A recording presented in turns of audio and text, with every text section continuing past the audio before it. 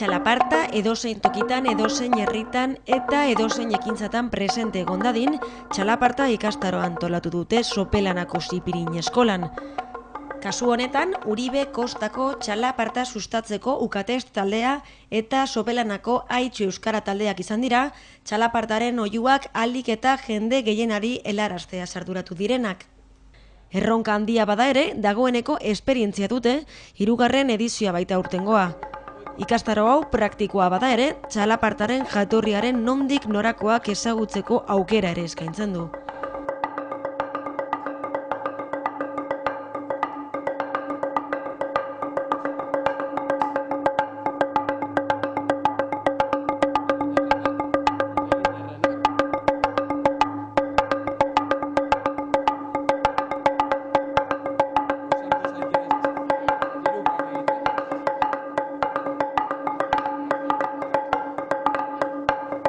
Txalaparta 4 makil eskotzen da, txalapartari bakoitzak 2 makil dituelarik eskuartean.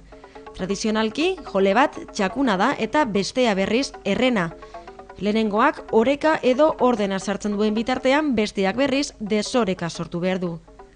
Milaka urte dituen tresnatzat hartu izan bada ere, egia esan oraindik ezin izan da frogatu noiz jaio zen zehazki txalaparta. Tradizionalki, sagardoaren eta baserriaren munduarekin lotuta. Izan ere, herri askotan, upeletako sagardoa edateko puntu egokira iristen zenean, txalaparta jotzeari ekiten zitzaion, inguruko jendeari horren berri emateko. Txalapartaren jatorria edo guztien pentsatzen dena da erlijioarekin, gure arbasoen ohitura horiekin lotuta zegoela, saldia imitatzen dugu, txalaparta jotzen dugunean, eta saldia zen beste mundura eramaten zuen animalia, zela arima eramaten zuen zen. Eta gero sagardotegiekin lotura edo sagardoa ekoizten zuten baserriekin lotuta zegoela. Askorentzat txalaparta beste musika estilo bat baino ez da izango, dagoeneko zaharkitua geratu dena ere. Beste askorentzat berriz, txalaparta musika hutsa baino askoz gehiago da. Gehien bat lotzen duena jendea da, txalaparta jotzen dutenean, da nolabait lurrarekin edo naturarekin lotura hori, ez? Jendean, lehenengo momentuan flipatzen dute, hau zelako irrika edo zelako dardara sentitzen duen, ez?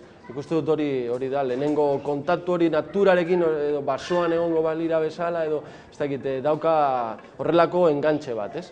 Eta, normalean eta askotan gertatzen dela, gero hori jarraitzen dela urteetan eta, harrapatzen zaituela txalaparta, ez? Beste batzuetan, gauza bat bero hartzen duzula eta gero, baina bai harrapatzen duela, ez? Jende asko eta asko. Zaldiaren ibilera emitatzen du. Orduan, aurreko hankak, atzeko hankak. Orduan, bata tatan egiten duenean, bestea jarraitu behar du eta Bale, orduan nahi duzuenean. 1, 2, 3.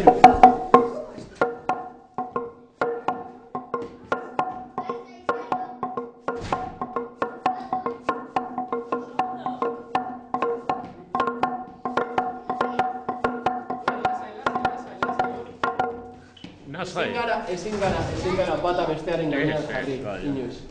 Orduan, aurreko hankak, atzeko hankak.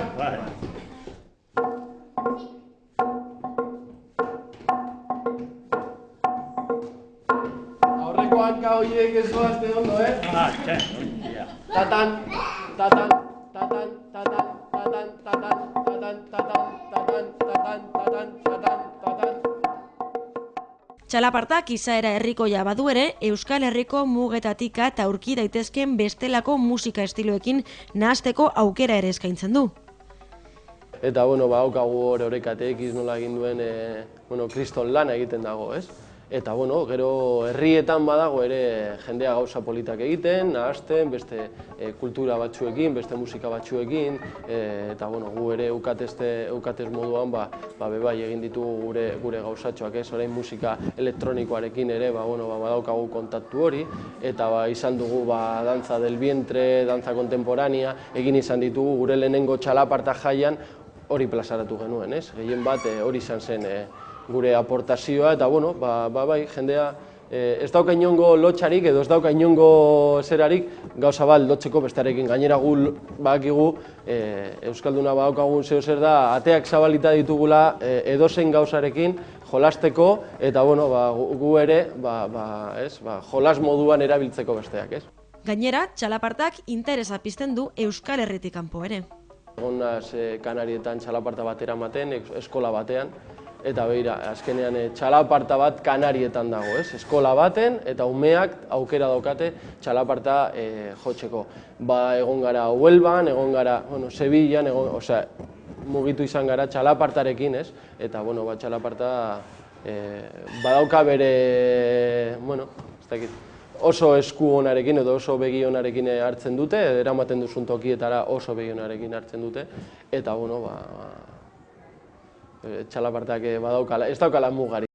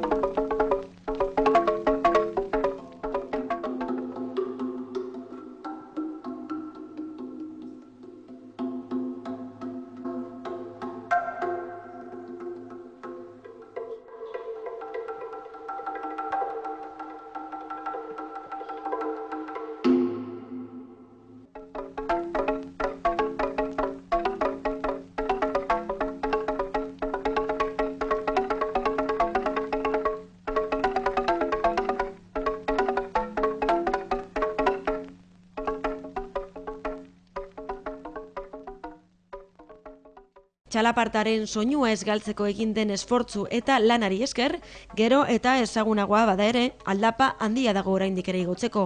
Halere, ilusioa are handiagoa da.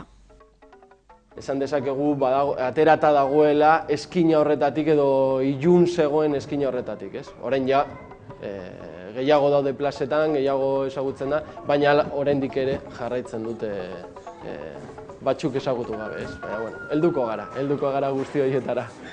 Musika estilo bakoitzak bere ezaugarri eta berezitasun propioak baditu ere, txalapartak badu ukaezina eta errepikaezina ere den ezaugarri propioa.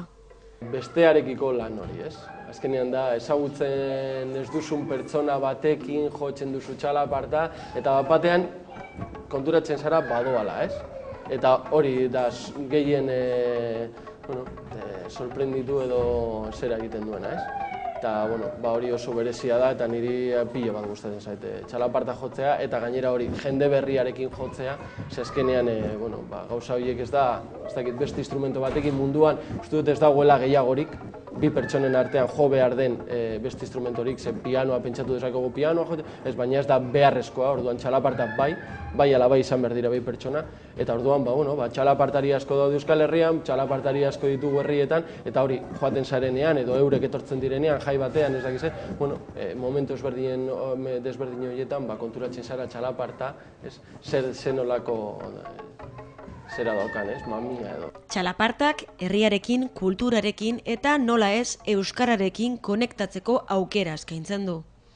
Ematen du zabaltzen duzula Euskal Herrirako leiho bat, Euskal Herrirako eta guzti hori, Euskal Herri hori atzean dagoen, daukagun altxor hori, Eta orduan txalaparta, euskera, gure kultura, ez dakite, zabaltzen ditu ate pila bat, eta hori da horretara gonbidatzen dut, Euskal Herri leiho hori zabaltzen.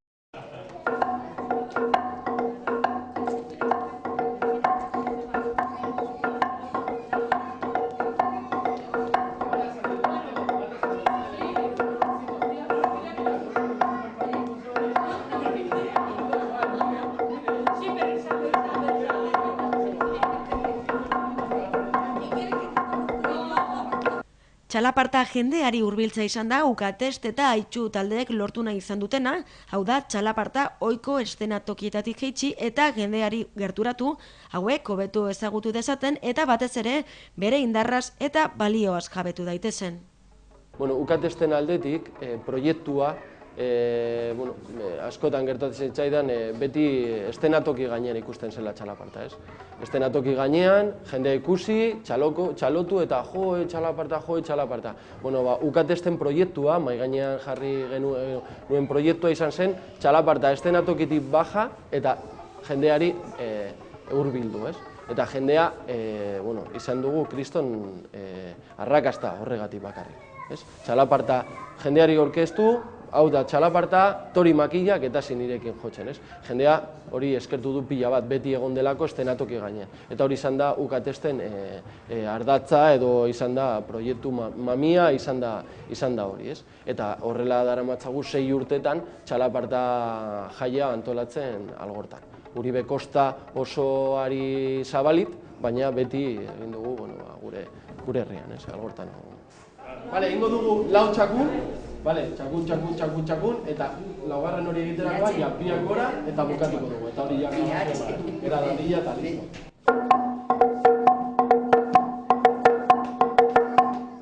Orain gora, eta biak elkarrekin, pam!